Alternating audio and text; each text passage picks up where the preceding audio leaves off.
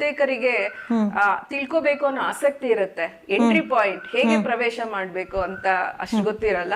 So ನನ್ಗೆ ನಮ್ಮ doctor Suryanath Kamath ಅವ್ರದ್ದು ಸಂಕ್ಷಿಪ್ತ ಕರ್ನಾಟಕ ಇತಿಹಾಸ ಅಂತ ಪುಸ್ತಕ ಇದೆ, ಕನ್ಸೈಸ್ ಹಿಸ್ಟ್ರಿ ಆಫ್ ಕರ್ನಾಟಕ ಅಂತ ಇಂಗ್ಲಿಷ್ ನಲ್ಲಿ, ಪುಟ್ಟ ಪುಸ್ತಕ. ಬಟ್ ಅದು ಕೂಲಂಕುಷವಾಗಿ ಪ್ರತಿ ಸಾಮ್ರಾಜ್ಯದ್ದು ಮೊದಲಿಂದ ಹಿಡಿದು ಶಾತವಾಹನರು, ಅಶೋಕನ ಕಾಲದಿಂದ ಹಿಡಿದು ನಮ್ಮ ಪಾಳೆಗಾರರು, ಮೈಸೂರು ಅರಸರು, ಆಮೇಲೆ ಸ್ವಾತಂತ್ರ್ಯ ಹೋರಾಟ ಸಂಗ್ರಾಮದ್ದು ವಿಷಯಗಳನ್ನು ಒಳಗೊಂಡಂತೆ ಒಂದು ಸಂಕ್ಷಿಪ್ತ ನೋಟ ಬೀರುವಂತ ಪುಸ್ತಕ. ಸೊ ನಾನು ಬಹಳ ಜನ ನನಗೆ ಕೇಳಿದವ್ರಿಗೆ ಅದನ್ನೇ ಹೇಳೋದು, ಆ ಪುಸ್ತಕ ಮೊದಲು ಓದಿ ಅಂತ ಹೇಳಿ. ಅದೊಂದು ಪಕ್ಷಿ ನೋಟ ಸಿಗುತ್ತೆ, ಮತ್ತೆ ಇನ್ನು ಡೀಪ್ ಆಗಿ ಹೋಗಕ್ಕೆ, ಅಧ್ಯಯನ ಮಾಡಕ್ಕೆ ಅಲ್ಲಿ ನಮ್ಗೆ ಪಾಯಿಂಟರ್ಸ್ ಸಿಗುತ್ತೆ.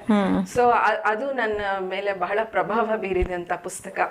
ಆಮೇಲೆ ಡಾಕ್ಟರ್ ಚಿದಾನಂದ ಮೂರ್ತಿ ಅವರ ಶಾಸನಗಳ ಸಾಂಸ್ಕೃತಿಕ ಅಧ್ಯಯನ, ಅದು ನಮ್ಮ ಕರ್ನಾಟಕದಲ್ಲಿ ನಿಜವಾಗ್ಲೂ